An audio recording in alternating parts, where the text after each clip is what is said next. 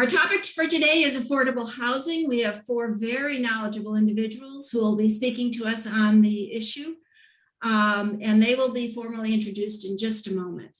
So as usual, we're scheduled for an hour and we're recording this session. We'll begin with presentations from our guests, followed by Q&A. You'll notice that today's format is meeting style. We are hoping to allow for more direct interactions as we discuss this issue. So after the presentations, you can raise your hand or place a question in the chat, and we'll get to as many questions as time permits. We ask that you keep yourself muted unless you're called upon for a question, however.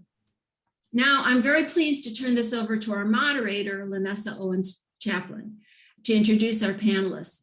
Lanessa is a Focus board member and Assistant Director of the Education Policy Center of the New York State Civil Liberties Union, leading the statewide initiative to end environmental injustice and its impact to school-age children. Lanessa. Thanks so much, Rita, for your introduction, and also thanks for the Focus organization for having this a very, very important forum. I'm going to introduce each speaker as right before they begin to speak, so you will learn who each panelist is as we go along. First, identifying that housing is obviously is critical to many facets of life. Housing is a human right issue, and it includes a person's access to many things in life, including their mental health, their physical health, quality of life, access to education, economic outcomes, just to name a few. So with that, I'm going to introduce our first panelist, that's Megan Stuart. She is currently the director of the Housing and Homeless Coalition of Central New York, which acts as a HUD's continuum of care for homelessness. The coalition's mission is to assess community needs and foster collaboration in an effort to prevent, reduce, and ultimately end homelessness. Megan? Thanks, Lanessa. Hello, everyone, and a big thank you to Focus Greater Syracuse for having me today and also highlighting this incredibly timely and important issue. As Lanessa mentioned, I work for the Housing and Homeless Coalition of Central New York. We're a coalition of community stakeholders, housing providers, government officials, and people with lived experience of homelessness working to end homelessness and housing instability. And we cover Onondaga, Oswego, and Cayuga counties with this work. On any given night in our region, there are over 700 people experiencing homelessness, meaning they're on the streets or in shelter. This 700 person figure is from our annual point in time count that we conduct every January. And from last January of 2021 to this January of 2022, we've seen a 43% increase in homelessness. And that count last year was before the eviction moratorium ended. And what that really demonstrates to me is that homelessness is truly a housing problem. There's a stigma that homelessness is a result of mental health issues or substance use.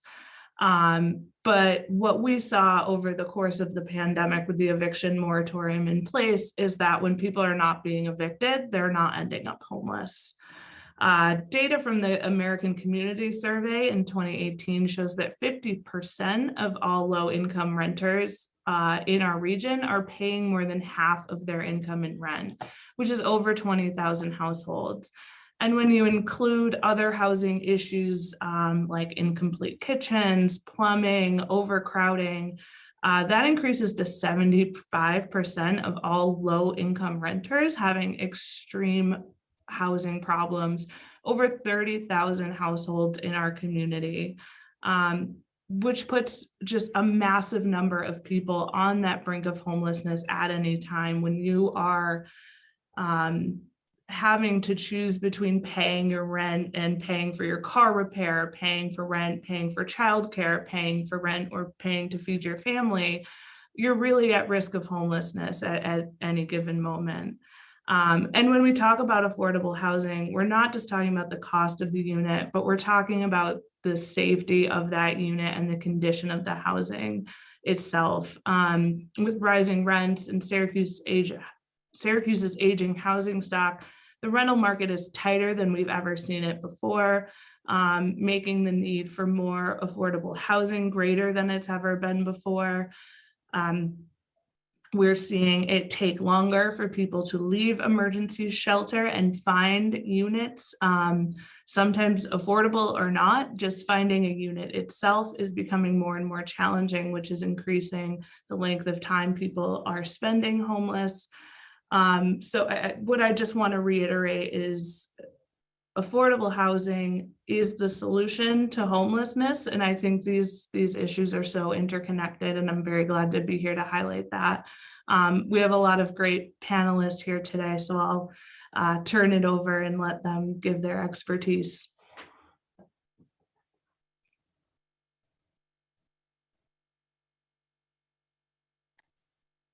Thank you so much, Megan. Our next panelist is going to be Palmer Harvey. Palmer is the founder of and organizer with the Syracuse Tenants Union and an active leader in the statewide coalition of Housing for Justice for All. She is the local NAACP Chapter Housing Committee Chair, the Southside League Community Ambassador, a Northside Housing Task Force member, and a board member of the Volunteer Lawyers Project. Palmer?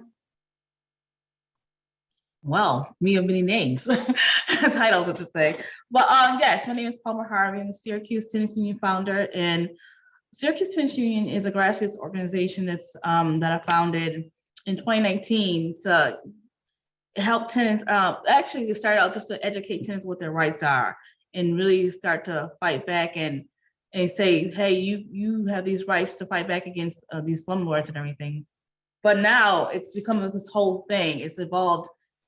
Since the pandemic started and after the pandemic and during the pandemic, that now you have to worry about affordable housing in a crisis, right? We're in a housing crisis.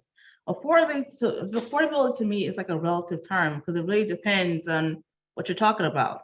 So affordability here, the average income in Syracuse is like $28,000 a year. That's it. And we have rental units going for over $1,000.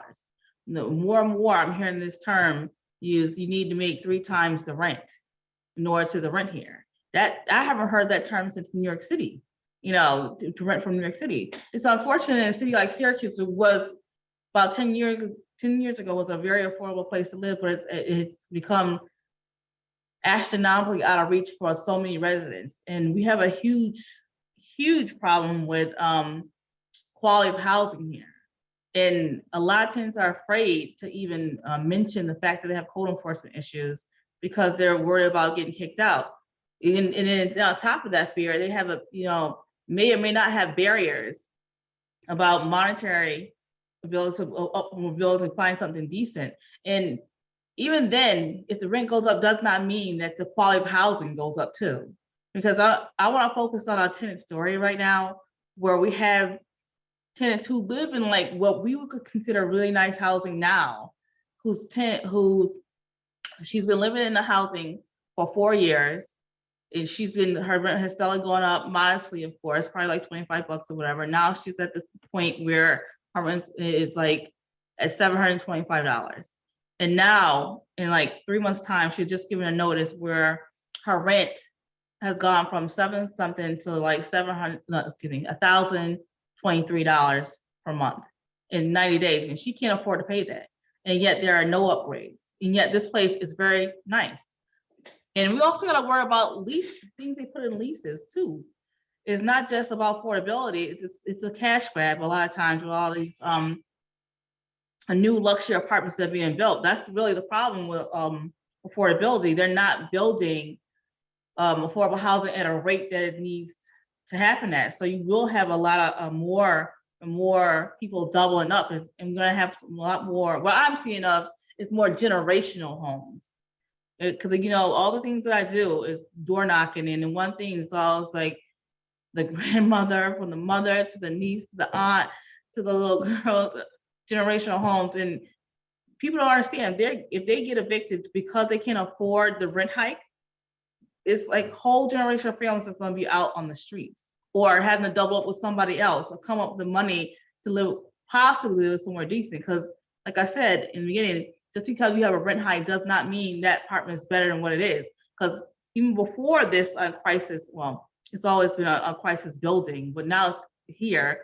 Before this happened, just because you pay a lot of money for something does not mean you're getting the quality of housing that you are supposed to get. And until we tackle that problem, it's going to be really hard to get to the next step. I mean, we have a two-tiered system now. It's not, we have like the have and have nots.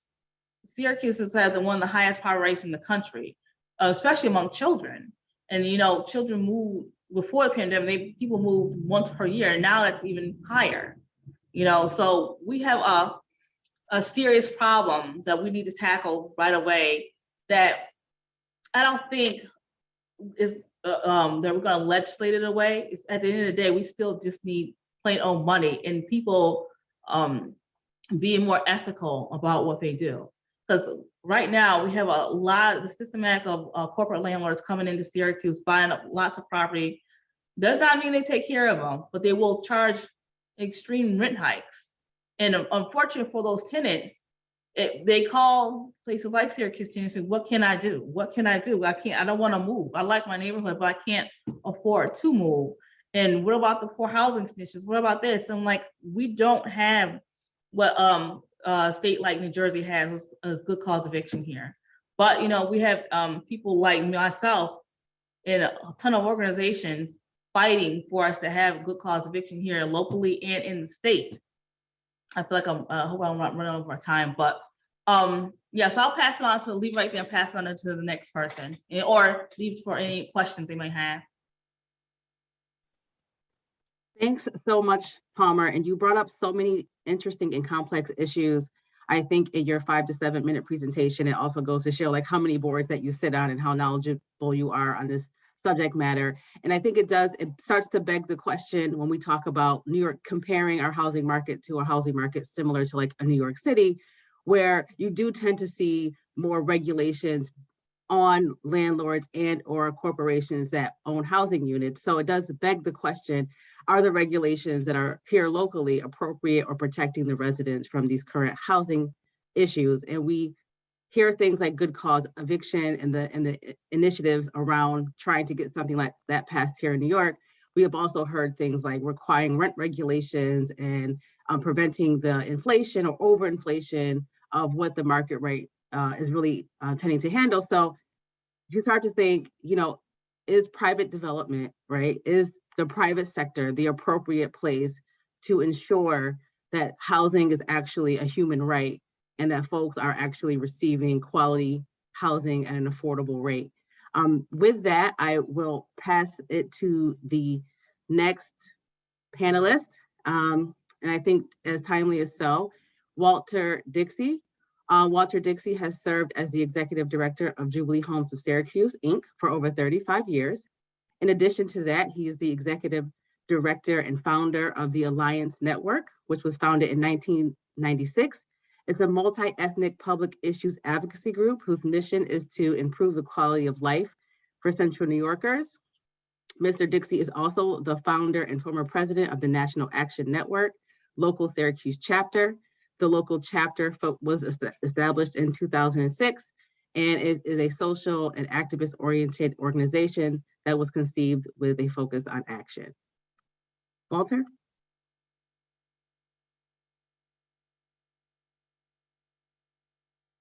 You are still muted, sir. Okay, so where do we begin at? So I want to put in the content of why we need a Marshall Plan in Central New York and around the country and our communities.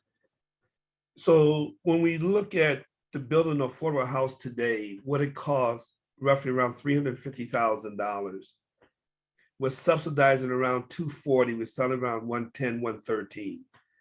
So a buyer that makes $35,000 to $40,000, that's two family incomes, maybe, or one, can purchase a house for less than $1,200 to give you the content. Because we have so much, we don't have the subsidy money to do the kind of building that we need to do in this community to make it affordable for everybody to get a decent home without some type of Marshall Plan. And I'm not saying this from a negative, that we can find 600, 700 billion dollars, $1 million for a stadium. And I'm not discouraging that, saying you shouldn't do that. We got to be more intentional how we make those kind of significant investments where we're seeing that we can really build affordable houses as well as rental units. Because I'm also on the House Authority Board, and we know how tough it is, even a Section 8 voucher, for folks to find a good affordable apartments to live in, let alone the discrimination of Section 8 vouchers in the county. So you have that forces working against you as well. And so we're at a place now, and unless I heard you talk about like rent control, we really need to think about, because on the west side of Syracuse, I've met people rent paying $1,600 living on Kellogg Street. $1,600. We just had two people, Hispanic families, purchasing our next two houses, said it's cheaper to own this house than they was paying rent. This is nuts. So we got to really think about the kind of development we need to do, but it has to be with a Marshall Plan. If not, we only have a band-aid approach.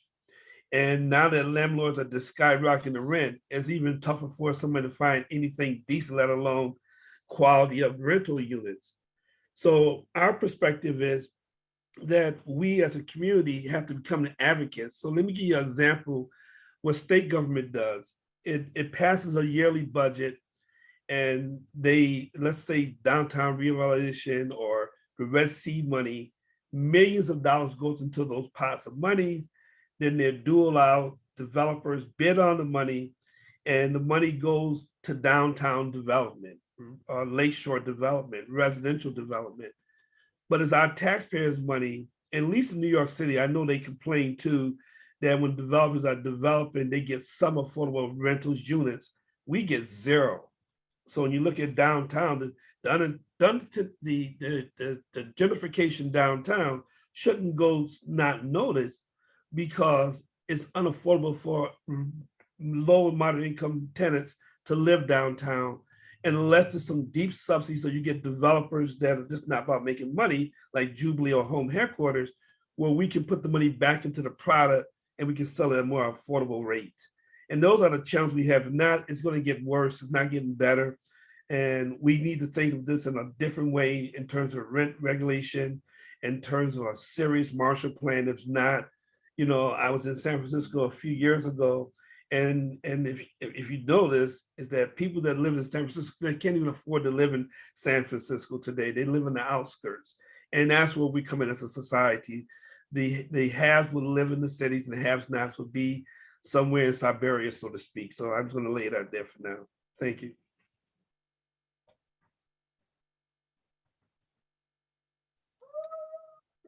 Thanks, Walt, for that enlightening discussion. I think you also raised a lot of good questions, right? Because we're talking about how do we provide good quality, affordable housing for not only the unhoused population, but also the population of folks who are being discriminated against because of their source of income, whether it's racial discrimination, income discrimination, ableism, or age discrimination. Those are all issues that we're facing. And oftentimes, when you do see new development, gentrification follows. So how do we tackle both this need for affordable quality housing, but also the prevention of gentrification on many levels? And with that, I will pass this over to our final panelist of the day, Sally Santangelo. She is the Executive Director of the CNY Fair Housing, a nonprofit organization working to eliminate housing discrimination in Central New York and Northern New York. Sally serves as a co-chair of the Advocacy Committee of the Human Rights Leadership Council of Central New York, and serves on the board of directors of Home Headquarters and the advisory board of the Housing and Homeless Coalition of Central New York. Sally.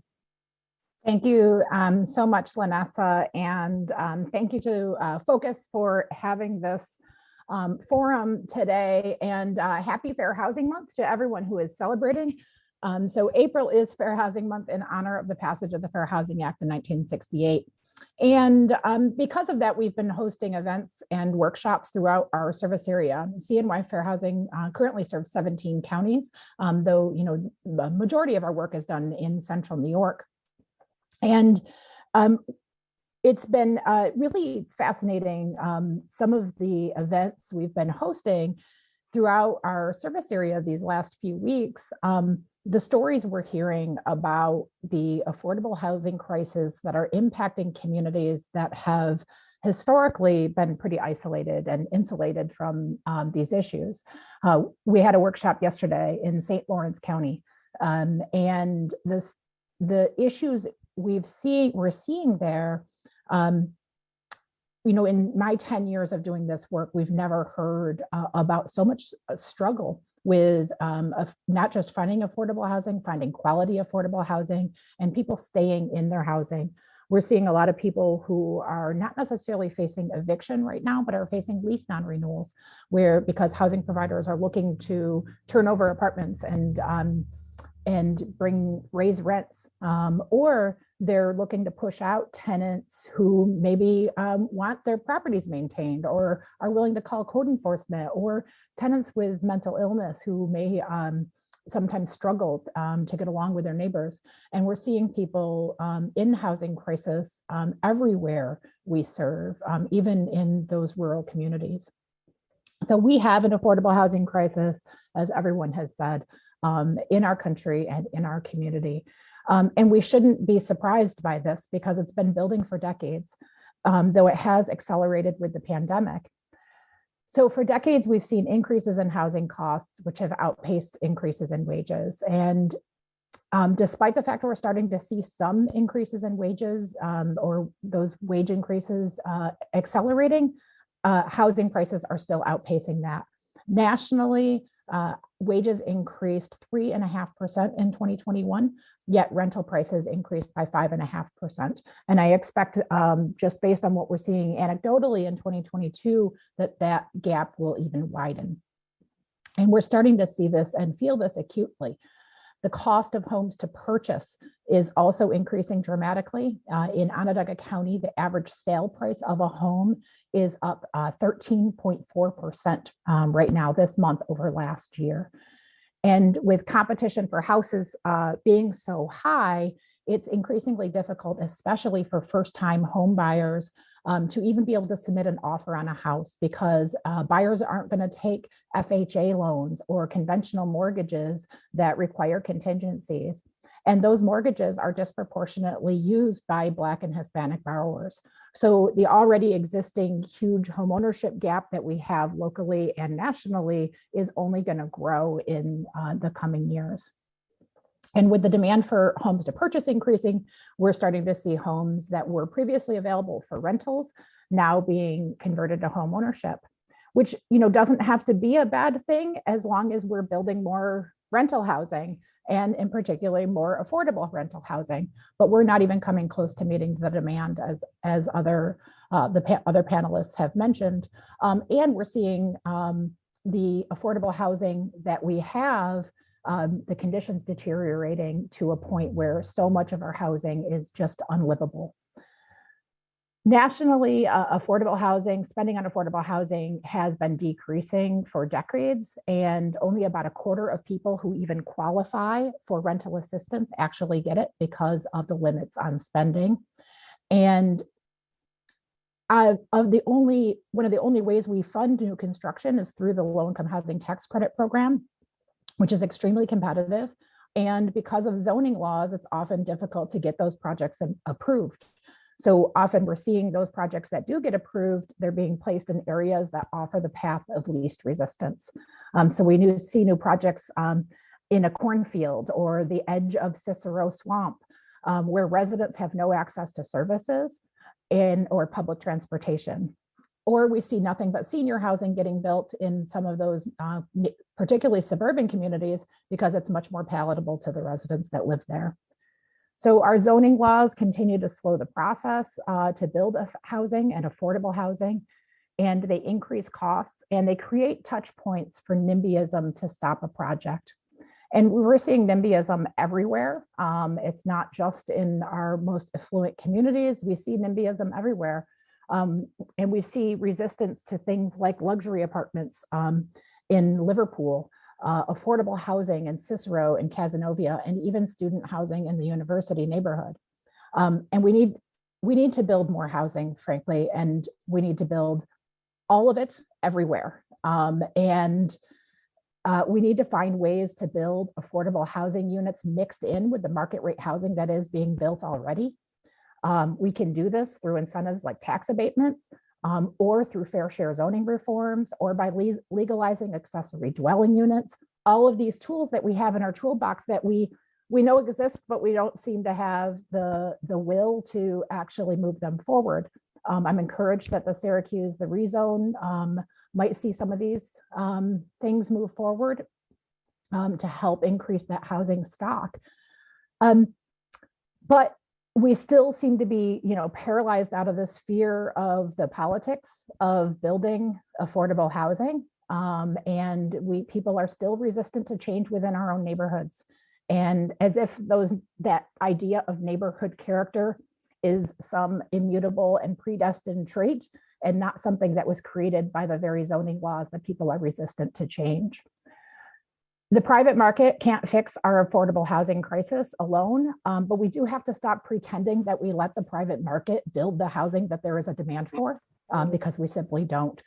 We give the veto authority to existing residents and homeowners over the construction of new housing through our zoning policies. And without those things changing, I don't think we can begin to take on and tackle the affordable housing crisis that we're facing. So with that, I look forward to the questions. Thank you. Thanks so much, Sally. And again, you raise a multitude of very valid issues and concerns that I think through our conversations, that I share, and we don't always agree, but I think you raised some very valid concerns and talked about all the touch points that developing affordable housing requires, right? So not only is it private development, not only is it funding from public sector, but it's also what are land use policies and what are the attitudes around affordable housing and or just multiple dwellings, and how do we start to rectify the opinions around character and trait of a neighborhood and what makes it more valuable. With a long history of race-based policies and race baiting that kind of stems from, if you have low income people in your community, they are typically going to be communities of color and or new immigrants, and they are going to cause some type of havoc in your neighborhood, right? So how do we overcome those stereotypes? Or also those additional stereotypes that we often see is if you have affordable housing or even multi-units in your neighborhood, your property value sometimes will go down, right? So those are all kind of stereotypes that we've heard over the years. And I think not only addressing policy, but also addressing the hearts and minds of a community to get them to understand the importance of affordable housing and access to housing is one major hurdle that not only our county experiences, but nationwide. So I want to take this time to thank the panelists for their very thoughtful introductions, and I will pass this to the next person. That's me. Thanks, Lanessa. Hi, I'm Brian Hoke. I'm a board member here at Focus. I'll add my thanks to that of Lanessa's to the panelists, and also my thanks to the more than 80 of you who showed up today to be here. I'm sure there are other things you could be doing today, but thanks for being here as part of our forum. We received quite a few questions in advance, but given the more small d democratic way in which we're hosting this forum, we have the opportunity to hear directly from you rather than me asking the questions on your behalf. So with your kind permission, if you put things in chat, I'll call on you to see if you'd like to pose your question directly. If you don't, that's fine too. And certainly I have some questions that folks have sent in advance. I saw a question from Nelson, who's here, who asked about the impact of I-81 on housing. Nelson, would you like to pose your question directly? Say a little bit more about that. With the removal of housing within the I-81 area and the need to place those people somewhere else, it seems like it's going to really impact the housing market here in Syracuse. Yeah, would any of our panelists like to address that? Give us your take on that? Well, yeah, I can answer that question. I can please. a tad bit. So I sit on the Syracuse Housing Authority Board of Directors, I'm a commissioner. And so there's 2 points that for every house, so when we do this transition of redeveloping the property, it's like you're moving folks from one location to another location while the construction is happening. But we have them also, they also have the right to come back into this footprint. So at the end of the day, I know there's a lot of confusion that there's gentrification there. It isn't. It's what is going to happen. Every resident is still going to have affordable rental units, but you're also going to have a mix of other tenants moving into the property or the property landscape as well. So in Syracuse and nationally, and the public housing authorities across the country, over the last decades, we've been underfunded for construction, for just doing basic maintenance work. And so now you have what's called REG and this new model that we're all trying to embrace for the survival of public housing in the future. So, and also let me just give a shout out to Vanessa on New York Civil Liberty. They are like the watchdog. I tell folks every day, in the old 15 ward was gentrification. There was no checks and balance. The work that New York Civil Liberty is doing is that they are the eyes and ears of the residents in the community to make sure at the end of the day that folks are not displaced and that the gentrification that you may perceive happen won't happen. And I think the work they have done, even the roundabout that when they wanted, I understand why they want to put it around King School, it wasn't the work of New York Civil Liberty to change that. And that's no easy fact. DOT did change that because of New York Civil Liberty. So we can rest assured that at the end of the day, and the work that I do on the board there, that our residents will not be disenfranchised. And at the end of the day, having New York Civil Liberty watching over our show, I call Big Brother, Big Sister, is the right thing to happen. We're good. Thank you. Hello, Brian. This is Lenny Skrill. I actually am the person, I represent the agency that will probably fund the redevelopment of the housing authority around Route 81. Do you want me to? I could actually probably Sure, please. add to what Walt says. The one thing I would, just clarification, the federal program that the housing authority is pursuing is called Choice Neighborhood Initiative, not necessary RAD 1, but we do housing authority projects all over the state. We probably have done 30, 40 projects over the last 10 years. And so there's some core concepts that play out everywhere. One, we will not allow permanent involuntary relocation in order for the project to proceed. Two, we require owners to have a relocation plan that is consistent with the Uniform Relocation Act.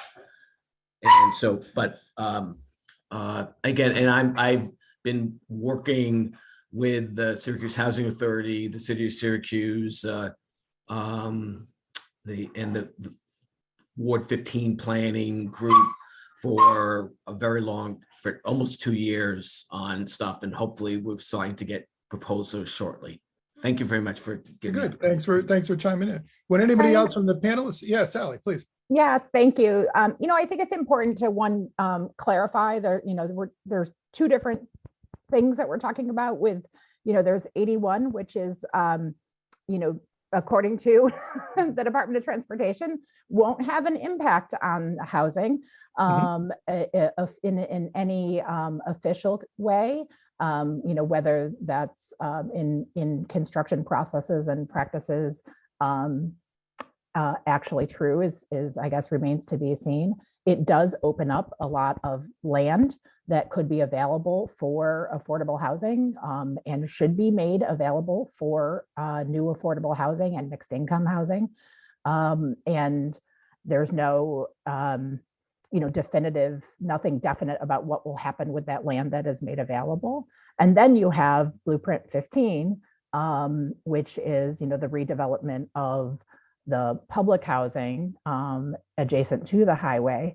And, I think it's important that we remember, while certainly plans call for one-to-one replacement of units, that gentrification isn't just about affordability, it's about whether it's still your neighborhood, which is a different question and not one that I'll, pretend to be able to answer.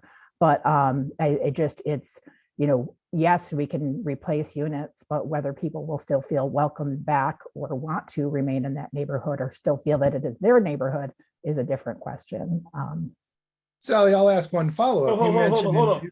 I need to put some content to that. Go First, ahead, Walt, and then I'll. two things is that for us that grew up in the 15 ward, my parents did, is that when people, there's a perspective that the 15 ward that I grew under my mother, my family, and we originals, that it wasn't, what made it unique, the 15 ward, it was diverse. It was the Jewish community. It was Black, white, it was the doctors. It was a collaboration of a word family, community, and that changed. So when I think of it today, I think we're going back to those bases so that at the end of the day, we need a diverse community. We need to enhance it. But more importantly, well, Vanessa, I thought she would chime in, there's also language of a land trust concept of preserving land, an opportunity so folks in our community make sure we're not gentrifying, like Trinity Financial out of Boston, Massachusetts, have done under the dig. They did development, commercial development that makes sure Black and brown peoples had commercial sites as well as residential. And I think the work that the New York Civil Liberty is doing is really trying to hone that land trust concept to preserve some of the land for those, what Sally was talking about, is important too. So Vanessa, I mean, that's, you guys been leading that conversation. And I think at the end of the day, we can't get all the way out. The society is changing. We're a melting pot community. Let's go back to the old days with the 15 ward that we knew, my parents knew, that was very diverse, not segregated. Thank you. Sally or Vanessa, do either of you want to respond or add to what Walt said? Well, I think it's almost impossible not to respond on an ID1 question from me specifically, because I've been working on ID1 full time for 5 years. So what I will say is, to get back to the heart of the original question, undoubtedly that community will be impacted by the ID1 construction project. Now, does that mean the technical term that DOT is using, which is, are they going to be required to move during ID1? Their answer is no.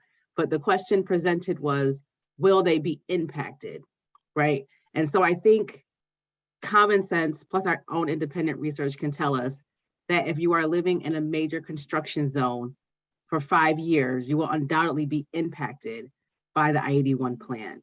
And so to that second point of, well, what will future development look like? It's yet to be unseen. And the DOT has consistently held that is outside the scope of their project. So undoubtedly, with 18 plus acres that will become available as a result of the removal of the raised viaduct, that neighborhood stands a real chance of being changed. Now, if we're not careful through interagency collaboration, that change can be detrimental to that community. That goes back to, what are our land use policies in that community, right? What are our zoning policies in that community? Is it zoned in a way that's going to encourage inclusive, affordable housing? Or is it zoned in a way that's going to promote high density lofts, high price building facilities, right? So that's a question that we have for the comprehensive rezone, making sure that that area, which currently is not in their plan, is zoned in a way that will encourage inclusive, require inclusive, affordable housing development. And then also, as much as we like to say, this is my final point, I'll cut it really short. As much as we like to say that the East Adams neighborhood development, which Blueprint is a part of, is a separate project from I-81, they are separate financially, but they are intermingled at every level because they are dependent on one another. And so when you're talking about redeveloping the Syracuse Housing Authority, that public right to housing, we're talking about privatizing housing units. We're also talking about this coming at the heels of 18 plus acres of land that's going to become available. So the advocacy there has to be an interagency working group that is working together to elevate the voices of the community members that live there, and also to identify the needs of affordable housing in our community. We cannot have a conversation about integrating a Black neighborhood and totally ignoring the part of the conversation of integrating the white suburbs.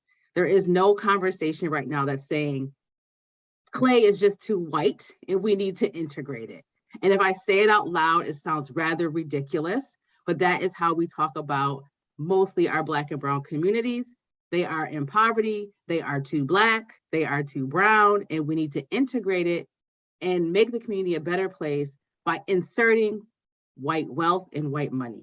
And so that's something that we have to start addressing as not only as a county, as a city, but as a society and as a whole. This is not a specific problem to Onondaga County. It has happened across the nation as we see inner cities, particularly being cities of color, and the outer suburbs being particularly white. And so this is something that I think is couched in just past practices that we just executed very poorly in the 30s to the 60s.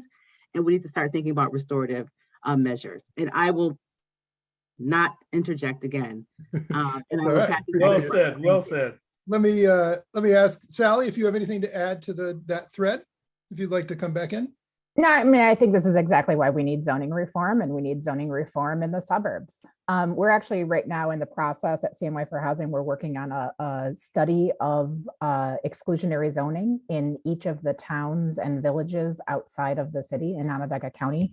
And we're actually developing a metric to measure the extent to which each town and village has exclusionary zoning practices. But even some of the zoning maps aren't even digitized for some of the towns. That's where we're at right now. We're digitizing all of the maps for each of the municipalities. And then we'll be, and we, in our preliminary scoring, we realized very quickly, we are going to have to curve the grade because the scoring is so bad in terms of, places not allowing multifamily housing as a right, or only allowing it in very limited areas, having things like minimum lot sizes that drive up the cost of all the housing in those communities. So we expect to have that study done this summer, maybe early fall, and we'll look forward to talking more about it then. Good. Megan and Palmer, or other panelists, would you like to come in on this point in particular? Hearing none. You said it all, yeah. All right, very good. We had a few more questions. Amanda, you had asked a few questions. Let me scroll back up. Well, let me let you ask your questions rather than asking them for you. Would you like to come in on this or any new topic, please? Amanda, Not please. yet. Hi, I'm Amanda Pascal. I'm a housing counselor at Home Headquarters. I don't really have any questions. It's just comments. I want to see what the solution is going to be, and it needs to be pretty quickly because people are going to get displaced soon. We're not going to have enough units. People are already having a hard time finding units. Home Headquarters is working on the Syracuse model neighborhood inventory right now. That's going to be about $30 million to get up to code. Where's the money coming from? Where are the plans? How can we speed up some of these zoning things? And, really, we're talking a lot. We've been talking a lot for years, but, we're really not getting very far. And it's just getting worse. Like Sally said, the housing prices are going up 1% per month to buy a house right now. And where are all the renters lining up to fill all these new units? Would anybody from our panel like to address Amanda's points?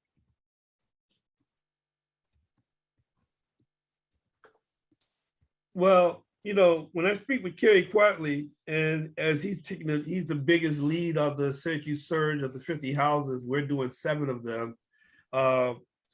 There is a demand for housing, folks from our community that really want to live in our community, even without the subsidy they could not own, right?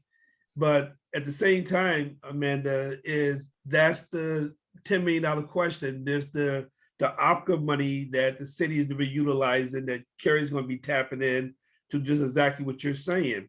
So, Housing Authority has been working on this project, on this concept for a while. So what I think would be better for Housing Authority to do and their team is to show how they want to pair off doing the development in terms of building by building the time frame. So it's not, there will be destruction, but it minimizes the craziness as much as you can. That's where we at. But it goes back to my earlier question today, is that we really need a Marshall Plan because the land bank has thousands of units. So it's not that there's not tax linked property the land bank has, it's just that there's enough capital to rebuild them.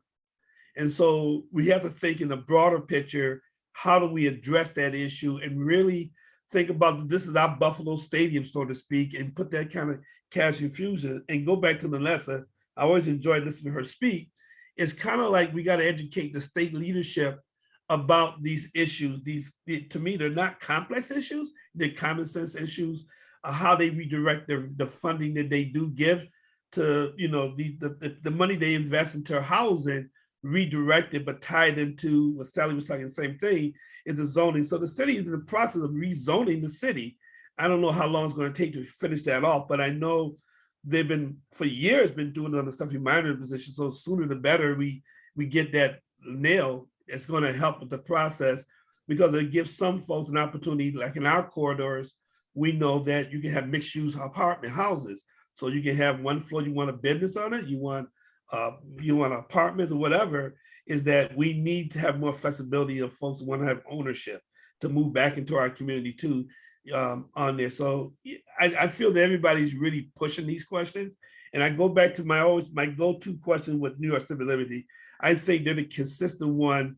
They do the research. They're going to ask the hard questions. And I think getting the task force together, we all sit together and begin to have these strategic discussions because we all bring a different perspective and how we create this new product. We need to get that moving. And this Vanessa been saying this for some time. This is not new, me hearing her talk the way she talks. Thank you, Walt. In the interest of time, I'll ask Nathan, who had a question about allocating a certain percentage of units to be affordable. Nathan, would you like to pose your question? No, I think that's pretty much the question. I think, where we're seeing a lot of private developers come in and create, large multifamily units, which are market rate housing. If there was stipulation that a certain percentage of those units that were created were, permanently affordable, so that we started to create a mixed income community, which I think, like I said, my question creates stronger, more diverse communities overall. So I just wondered what efforts had been made or if there was any thoughts on trying to implement something like that. Yeah, would anybody like to address that? Yeah, so Don, so that's my point of saying earlier. We have to talk to our state. See, New York City, those folks talk to their politicians and they get some of what they want. They don't get all what they want, but they get some of that. We get zero. So we're not talking to our state delegation and the content that when you out here negotiating these budgets, complex housing budgets, and developers here are benefiting from it, we're not putting stipulations to, if you're going to build 50 units, we want 10 to be market rate. Something, they got to give us something, and they have not. And that's one of the reasons why the Allen Foundation did the building they did downtown. So they show that it can be done, and it's probably the most diverse building downtown because of their leadership. And this was the lesson I was talking about earlier, is that I just know we got to get to that place. We're not talking to these folks. Gotcha. And there is, so the city does have some affordability requirements related to tax abatements. If a property is seeking tax abatements and rezone has some affordability provisions as well. We've been pushing the county to create an affordable housing requirement for properties for market rate properties seeking tax abatements. The project in Cicero on Lakeshore Road that's being built on Oneida Lake, we pushed hard for them to require an affordable housing requirement, 15% set aside for affordable units. And ultimately that did not go through, but the county can change the IDA policies to require affordable units. There's just doesn't seem to be the political will to do so right now. And there is legislation pending at the state level for a fair share housing plan that Senator May has introduced that would streamline zoning approval processes and create a zoning oversight board to a zoning appeals board for any multifamily housing that includes affordable housing. It's modeled after a program in Massachusetts that's been pretty successful at getting mixed income housing built. But that legislation is pending at the state level and was introduced by Senator May. Got it. We have very little time left. Don Radke, I see you have your hand up. If I can ask you to share your comment with the possibility of have anybody else to speak back, but go ahead, sir. You have the last word. Thanks, Brian. And I'm also a board member of Focus, and I'm also a local realtor for 46 years. In the interest of time, I'll just say two things. I want to compliment Walt. He has been an advocate for a Marshall Plan for a long time, Walt, and he's absolutely correct. There's no doubt that you have a plan. The plan starts with what is the need, define the need, and then go out and find ways to meet it. And I also want to shout out Vanessa and her comments. And I'll just end by saying, whether you're a realtor, whether you're a banker, whether you're a homeowner, whether you're a renter, whether you're wealthy or whether you're not, we're all in this together. That's just the bottom line. All right. Well, thanks, Don. Apologies, excuse me, apologies to everyone. There was great chat going on in the chat. Sorry, we couldn't get to all those questions. We could have gone another hour, but big thanks to our panelists, and I'll turn it back to you, Rita. Yes, thank you everyone for being with us today, and particularly to our panelists. It's such a huge topic, and as you can tell from just our conversation today, and so we'll hopefully continue the conversation in future forums as well. I just put a link into our post survey, but I got a note back that it's not working, or there's some access issues. We'll be sending out a link to the survey. We would really appreciate it if people would give us your feedback on this forum, but we'll solve those access problems before we do that. Hope this has been informative. Hope you've been enjoying it, or at least thought about enjoyment. Might not be the right word for this, but hopefully we've all thought about what this community might be able to do to solve some of these issues. We'll be posting this forum on our website shortly in a video, so that please come or tell your friends to come see it.